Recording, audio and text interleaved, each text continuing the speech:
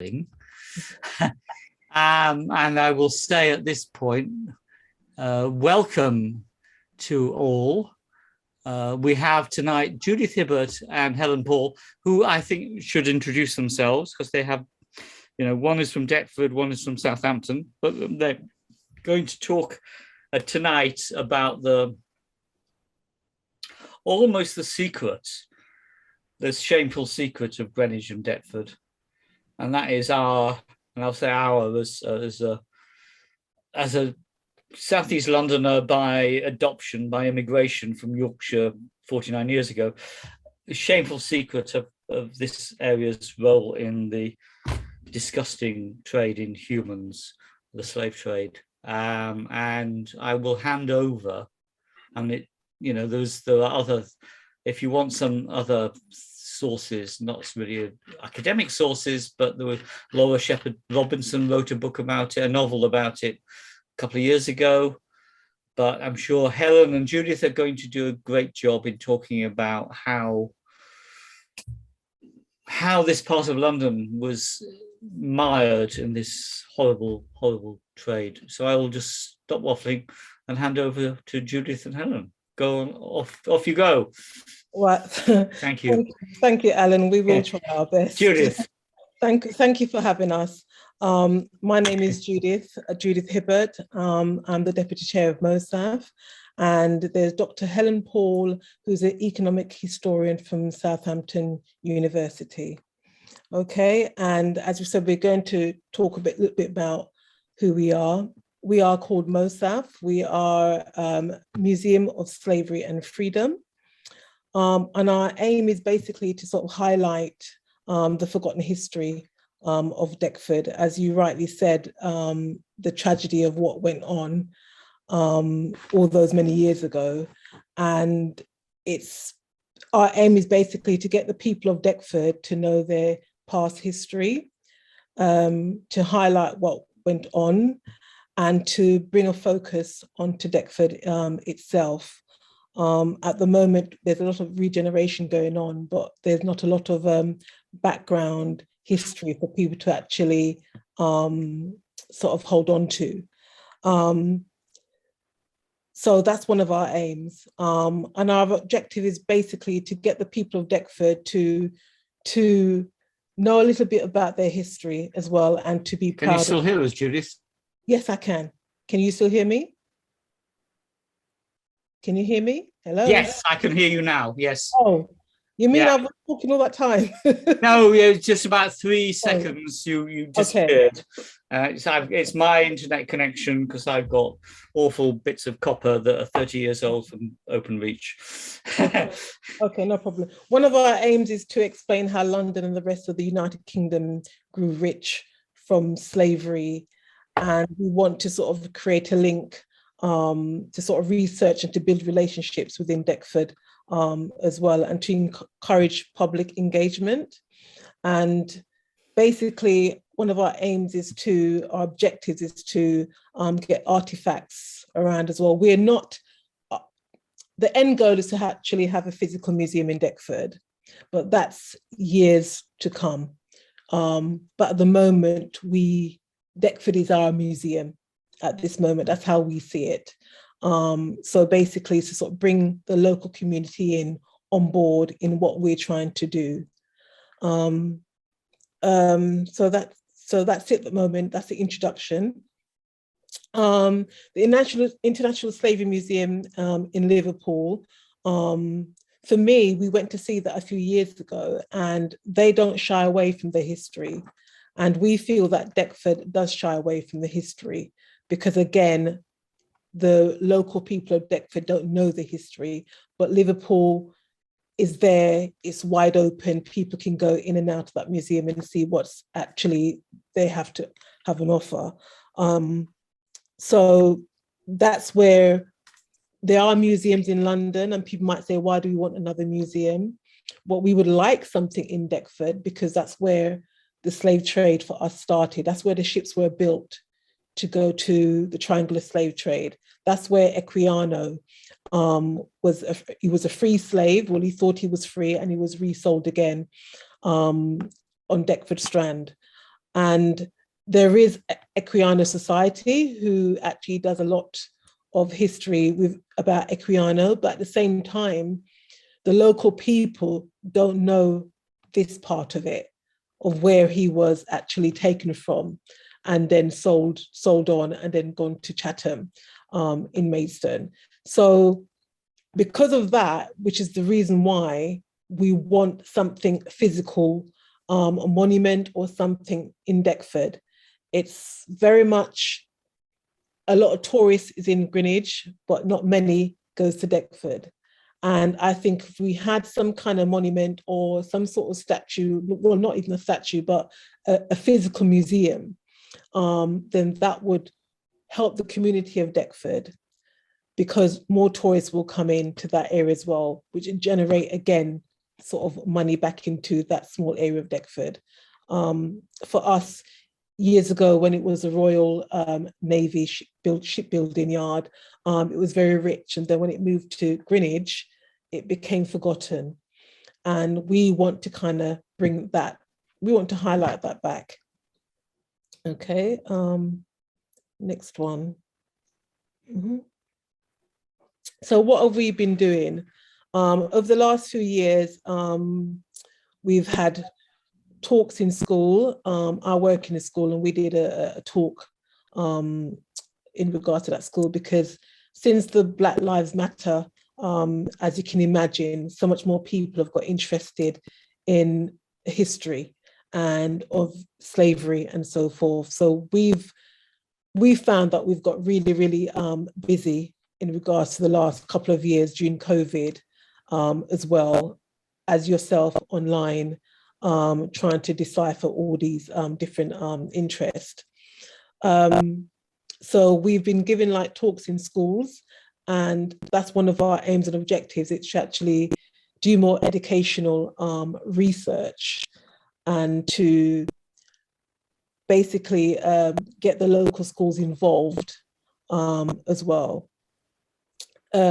We've also been doing guided walks, and we had our map launch back in February.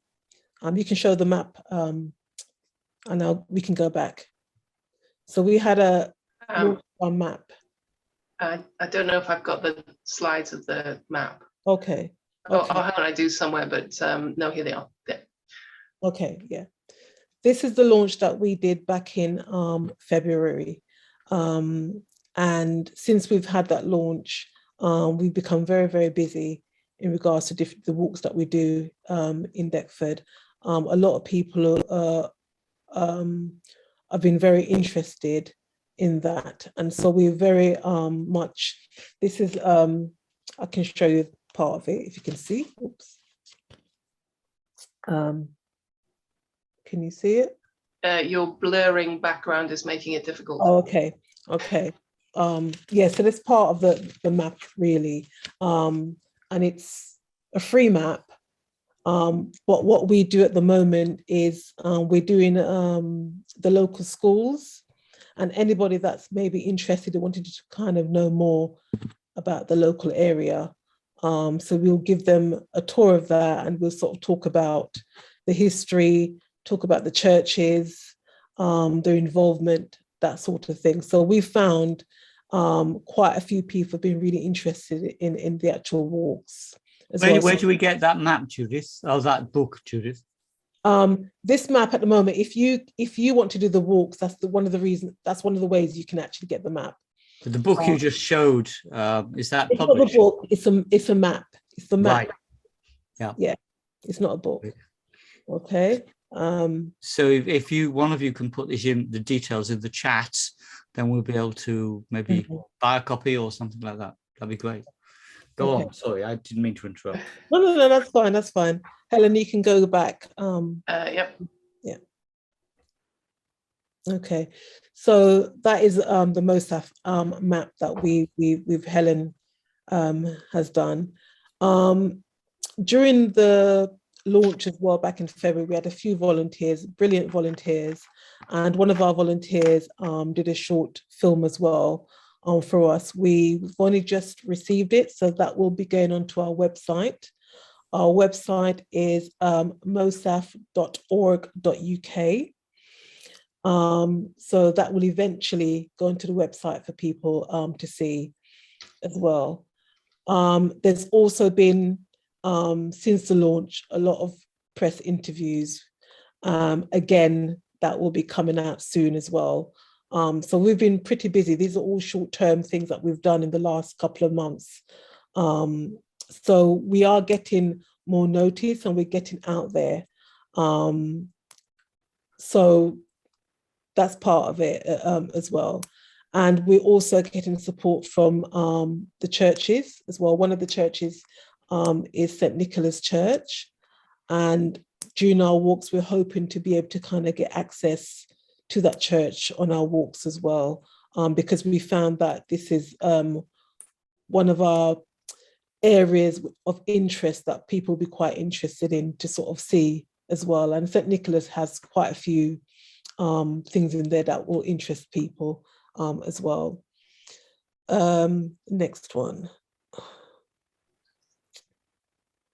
Okay, so our short-term objectives is to expand on our walks, which we are doing. We have one walk coming up on Monday, which is booked already. That's for school. And we have another at the end of June for another school. We will be doing in July Lucian People's Day with an exhibition as well. And we'll also be liaising with the Shipwrights House as well further. And we're hoping at some point down the line, we'll have another exhibition at Master Shipwrights House as well. And just other ongoing things we'll be doing is sort of researching the sugar houses and doing further art projects with local artists as well. So we're doing quite a lot, but we're just trying to get ourselves a bit more out there. And what we're finding as well doing the walks, that the map could be expanded at some point as well, and it can be fine-tuned as well to kind of fit to certain age group of children. At the moment, it's quite adult focused, and if we, we're going to be doing younger children, so again, we'll be doing slightly an easier one to look into as well. Helen, have I missed anything? I don't think so. Okay. Happy to go to the next slide. Okay, so I'm going to pass you on to Helen now, and she'll give you a bit more about the legacy of the slavery. Thank you very much. Yes, well, I'm an economic historian. My specialty is really enslavement and the South Sea Company, things like that. This Centre for the Study of the Legacies of British Slavery is something you've probably come across. It is the compensation payments database, and it's been widely used by the press and the public to show them how the linkages between Caribbean plantation enslavement and various other places are much broader than simply Bristol and Liverpool. You can start to go into this and look for Deptford, Greenwich, Lewisham, or whatever you want, and find quite a large number of different people. So that's one of the reasons that we have been looking into that source. Also, we were training school children about this source to get them some research skills as well. We also showed them something else you're probably familiar with, the Layers of London maps, which help you dig down. And I've actually used these myself because some of the roads names, as I'm sure you're aware, have changed over the years. So I was looking for the New Road, Deptford, or New Bridge Street, or it was called something like this. Couldn't find it on a map. Turns out to be Creek Road, because if you've got to get hold of all these old maps, really useful source as well.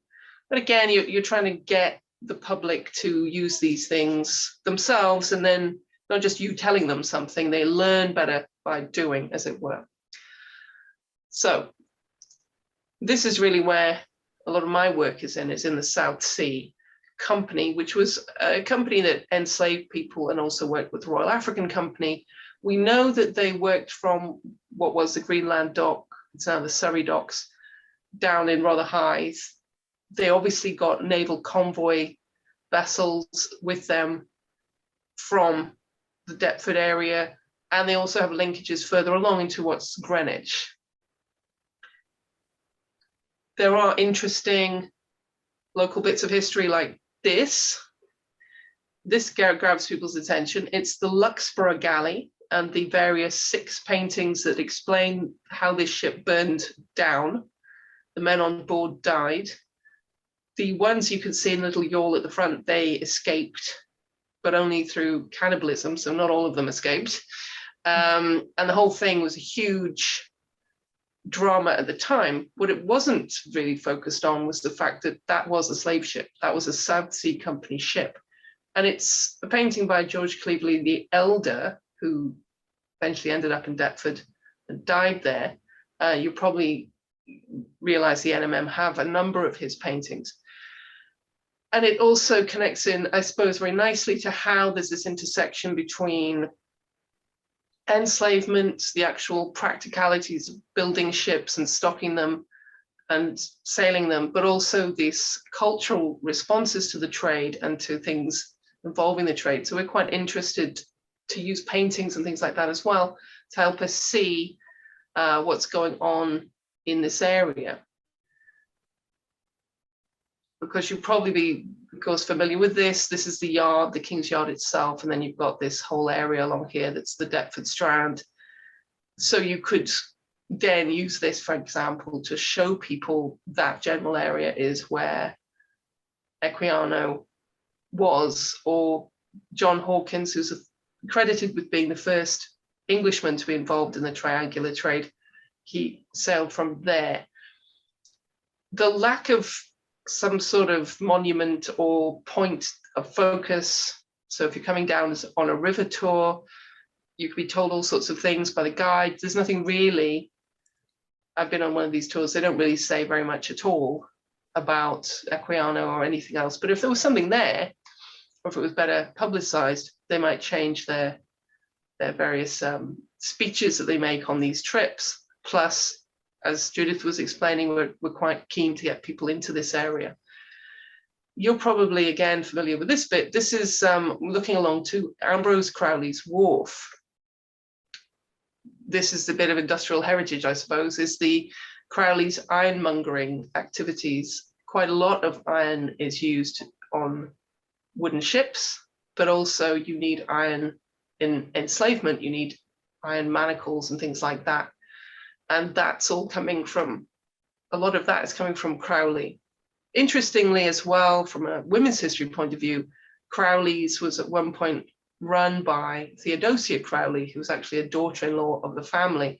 And she seems to have managed to be written out of history in some way as well. So we're looking at various things to do with enslavement, unfree labor, but also abolitionism and freedom.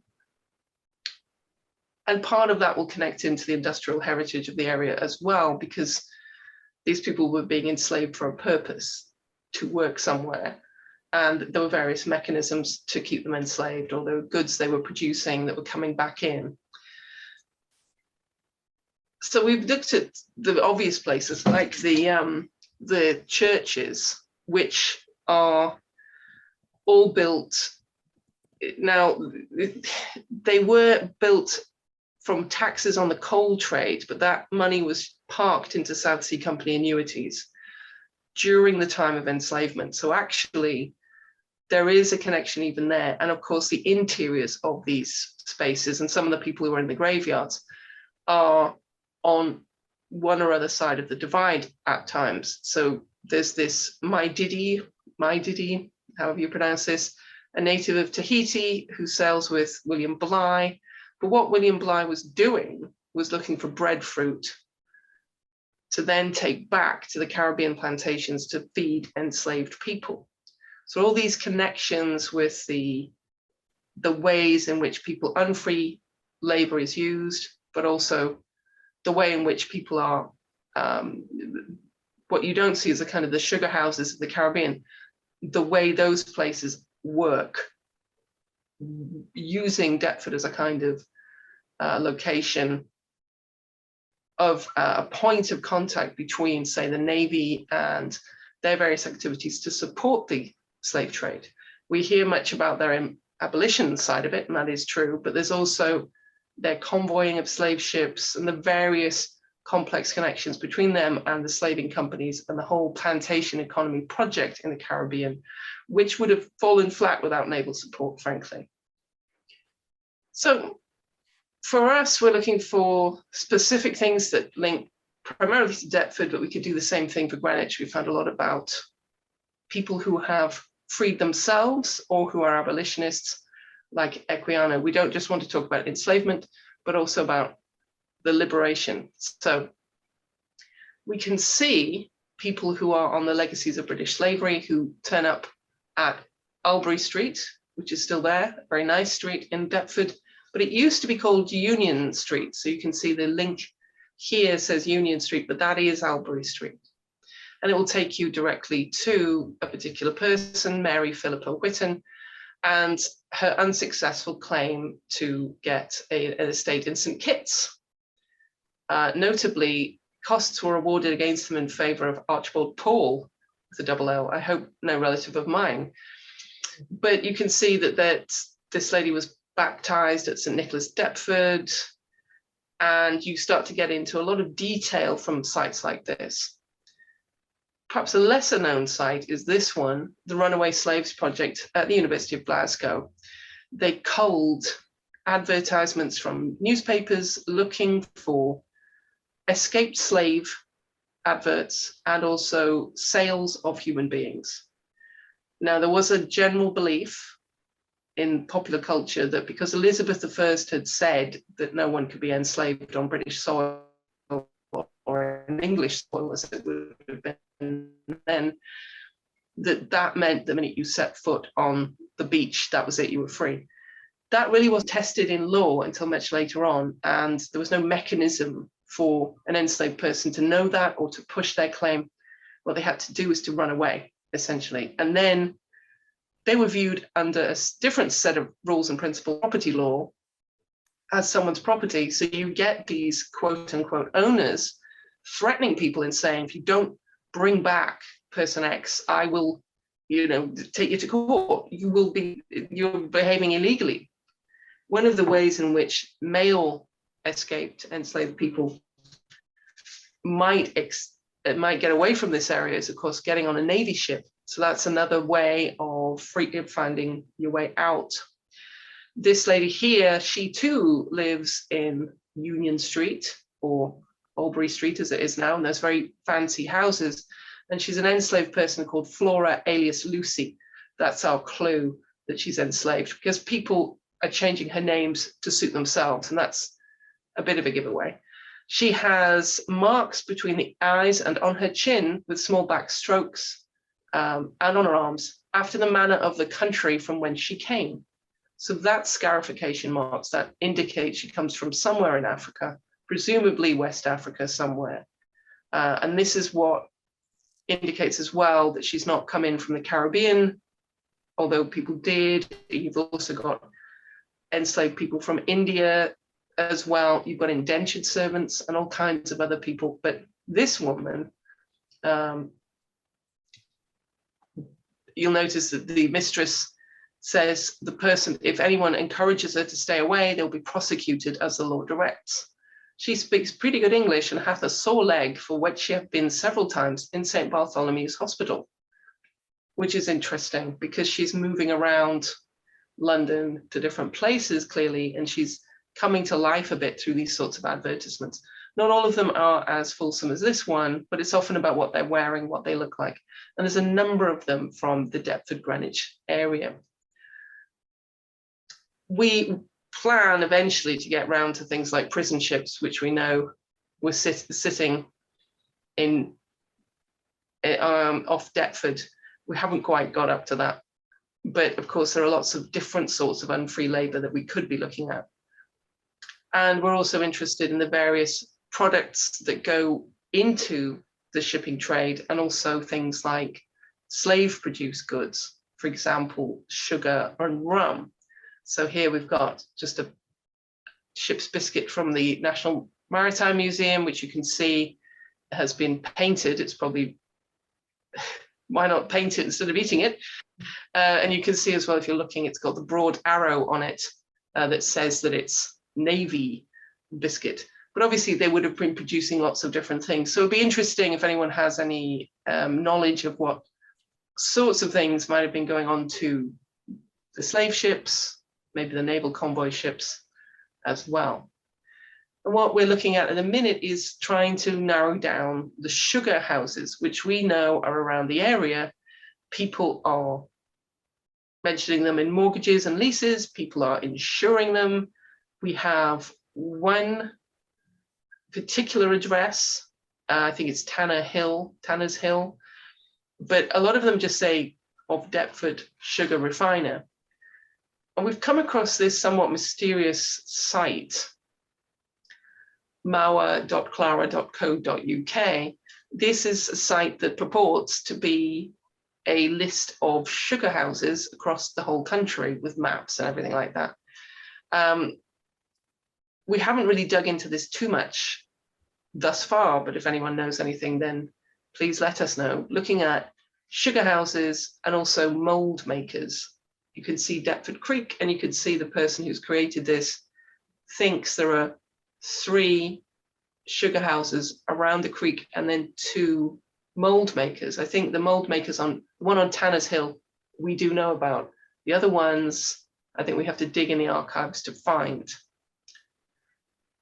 So essentially, what we've been doing is trying to move towards a place where we can have some sort of physical location for a museum, or at the very least, some sort of physical object that you can go and see, like a statue or some other kind of sculpture or work of art, plus maybe a book, plus things like the walking tours, maybe podcasts. So we've been thinking of different things, different ways to get the message out there.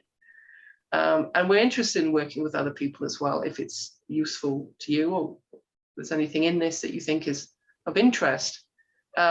We're primarily focused on Deptford, but we will move sideways into Greenwich or Rotherhithe as well. So I think that that's really all there is as a kind of quick overview. But thank you very much as well for inviting us to come and talk to you about it. Yes, thank you very much. Thank you both. Thank you, yeah, Judith and Helen. It's fascinating and depressing. So let us know what we can most productively do to help. I'll read some questions. If you want to put some questions into the chat, Helen has put the website MōSaF.org.uk. Margareta says the vestry at St Nicholas in Deptford buries many Lascars who I think were from China, Southeast Asia, who helped sail the East Indiamen back to Britain, not slave trade, but certainly exploited labour. Elizabeth Piercy, do be in touch in case we can help. I am currently producing, she says, a pamphlet about the old and new road names in the Deptford and Greenwich area, e.g. Bridge Street changed to Creek Road approximately 1939. I think the post office or the Royal Mail or whatever did a lot of unravelling of street names, because there were a lot of duplicate street names across London. I mean, there's a Bridge Street in EC4 and no doubt others. Chris Everett says, if you don't know about it, the Docklands History Group has its annual conference this Saturday at the Museum of London on London's sailor towns, people and communities. Might be something for everyone, tickets on Eventbrite. Okay. Mary Mills, our co-chair, said she did a recent article about pottery. Pottery is around Deptford Creek. Oh, I think it's frozen.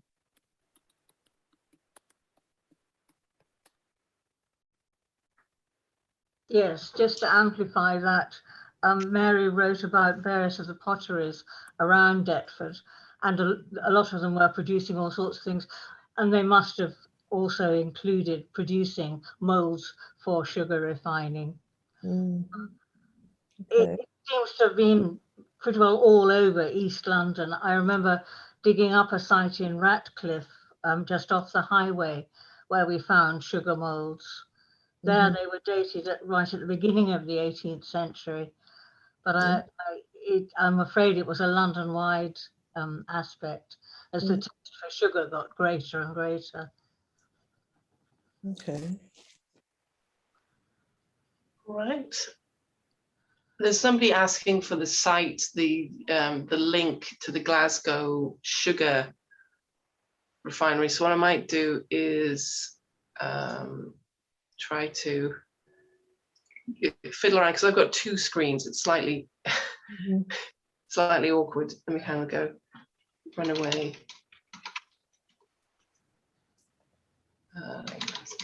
So the Runaway Slaves Project, it was run through the University of Glasgow. It's one of their sites, but it does have a particular nice page to it. So Sorry, I disappeared for a minute. I'm not sure what's happened there.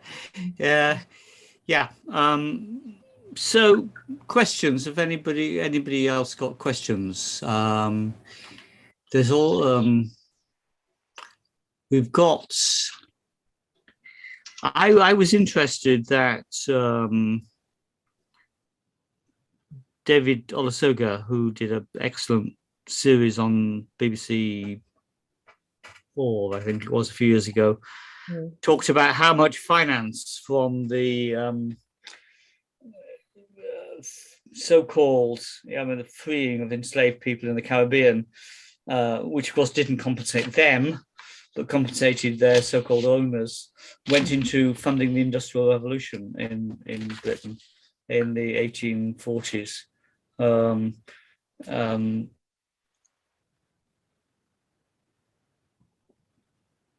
Oh, he's frozen again. yeah, I think that's well, he's getting all that material from the Legacies of British Slavery project, so that's where that all comes from. But I think if I stop sharing Sugar, barley, in Walthamstow from Polly. yeah, if I now go back and oh, hang on, share a different screen. If you can see that is the Runaway Slaves in Britain project. And so that's where the database is. Okay. And this is what they're getting it from, is just newspapers. Okay. And so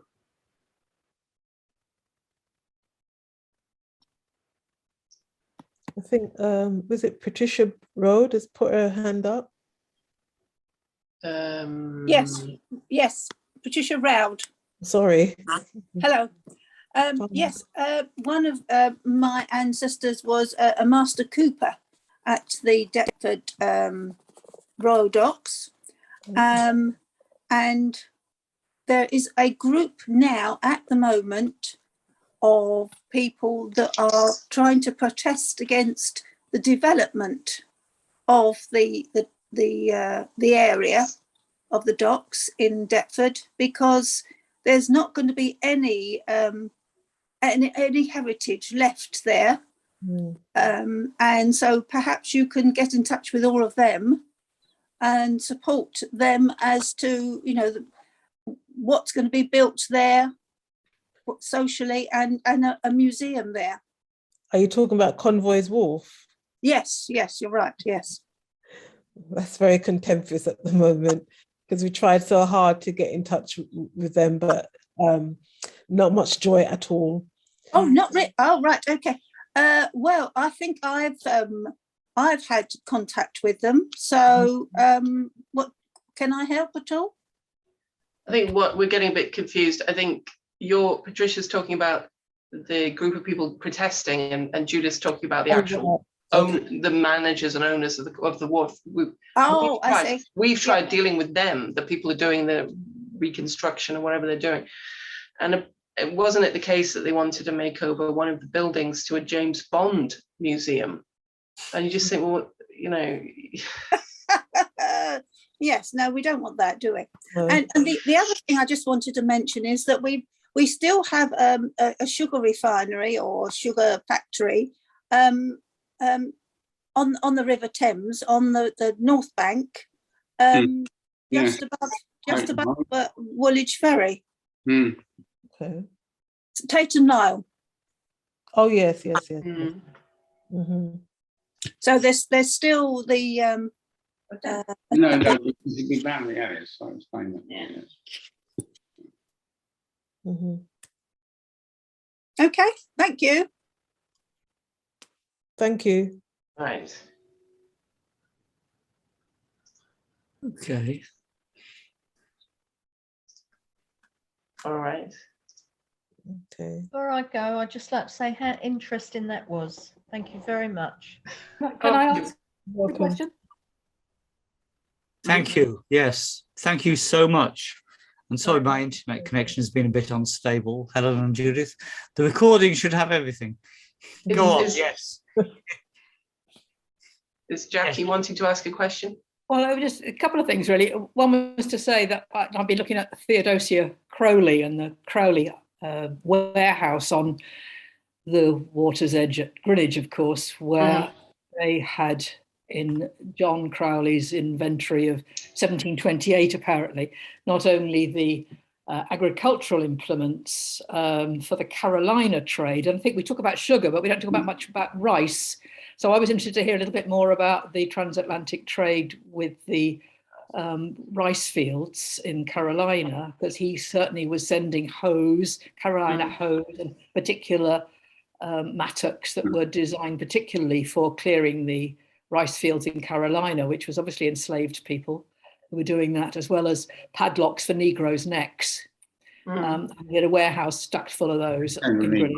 And the other bit, just to mention, of course, that I volunteer at the Hospital for Seamen, or Royal Naval College as it is now, and of course they did, albeit by accident, end up with their own sugar plantation too, which they're a bit embarrassed to mention these days. And they never made any money out of it, but they sort of got it by accident. But it's there as a piece of Greenwich history which can't be forgotten as well. Why should they be embarrassed, Jackie? Why shouldn't they actually say, this is part of our history? We are ashamed of it now, but little recent exhibition they had about the slave trade and the black seamen. There was a very small little piece about, oh yes, and by the way, we had the Golden Vale plantation as well. Yes, it was an afterthought really, but there it was. Yeah. Okay, yes. It's generally, I suppose, it's just that bit of the transatlantic trade with ourselves and America, and the slaves working on the rice fields that we often forget about. I think when we think about the Caribbean sugar, we forget about the rice. Yeah, there was one big family that made a lot of money out of that, and then just they built the whole of the Lucas family. That again that's part of the walk, actually, you know. But speaking of things like plantation hose, you can get them from all kinds of weird places, like the Weald. So these very picturesque bits of the Weald, you know, but churning out these plantation hose for different people. Yeah. It gives you an idea as well of how hard that work is, because you're not using animal power, using human beings to do it. Yeah. The Crowley inventory has Carolina hose specifically. Carolina. Named as that, yeah. And that, where is that? Is it on the Carolina is the rice fields. No, I mean the actual inventory, not the rice fields. Sorry. That's all right. That's fine. Carolina, the inventory, I found it in Flynn's book of Men of Iron, and I think you'll find it in the National Archive. Right. Fine. I had an interesting exchange last week, because I was in just across the Potomac River from Washington, D.C., or from Alexandria, Virginia. And this American was eulogizing how this big open space of water was where the ships brought in the tobacco from Maryland and Virginia, and the English ships came across exchanging it for Chippendale furniture. And I thought, actually, it wasn't just Chippendale furniture they were trading there. This was, you know, the heart of the Virginia and Maryland slave trade in the 17th century, so 18th Mhm. century. It's sort of suppressed by so many people, they don't even like to talk about it and admit it.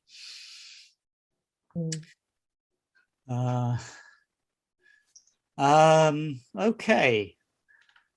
Any more questions? Any more points people want to raise? And this has been fascinating, and thank you to Helen and Judith for this. If you want to put things on our website over the next, as soon as you can, so send it to me or to Mary Mills, and we'll put it on our Facebook group.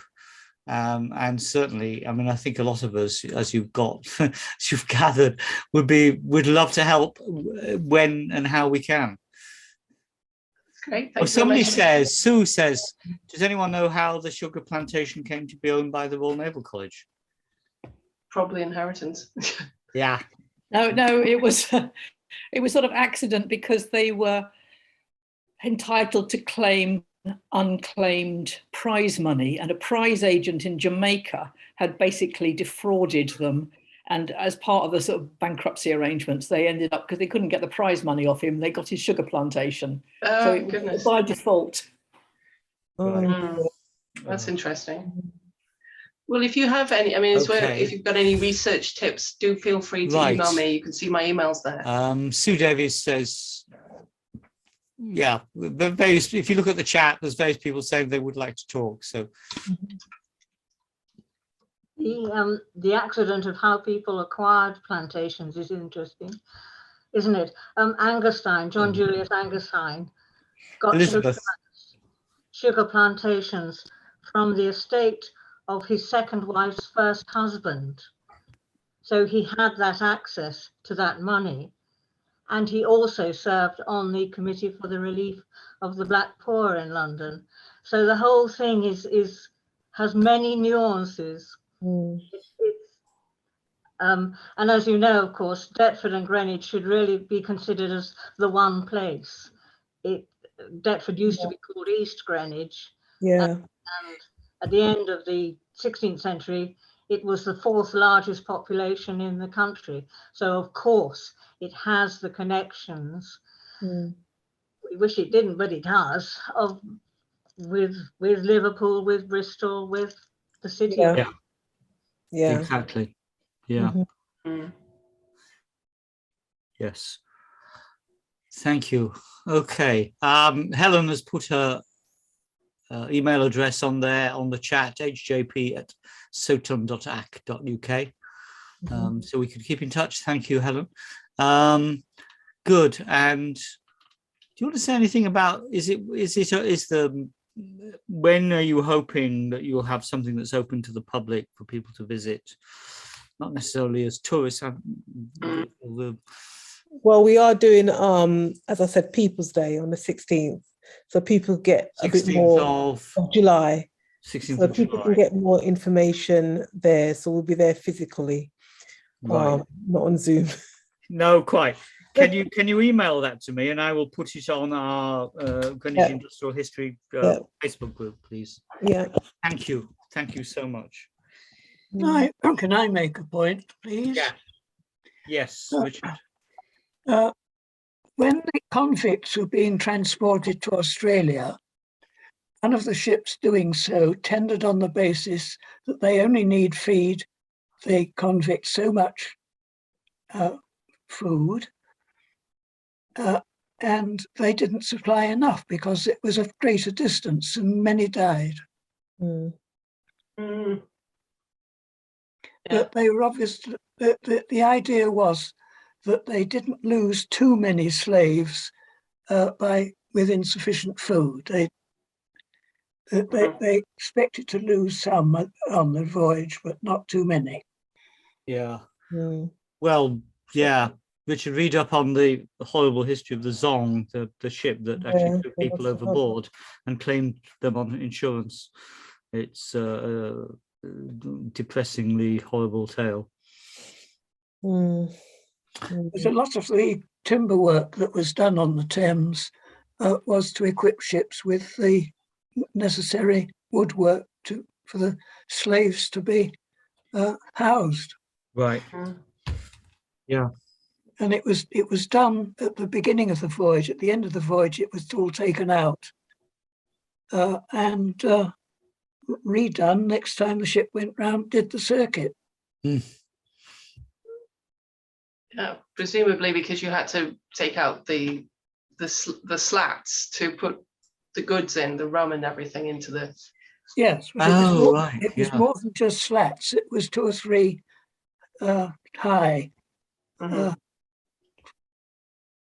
like wartime bedding in the underground. Yes, without the luxury of canteens. Yeah. Right. Okay. Thank you. Is there anybody who would like to make any further points? Because I want to say thank you to Helen and Judith for a somber and stunning presentation. Would you like to make a final comment, Helen and Judith, before we go? I think Alan wanted to say something. He's put his hand up. Yeah, go on. Yes, Yes.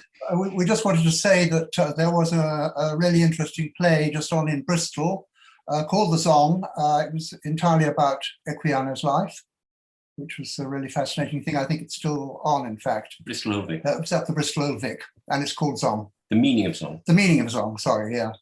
Yeah.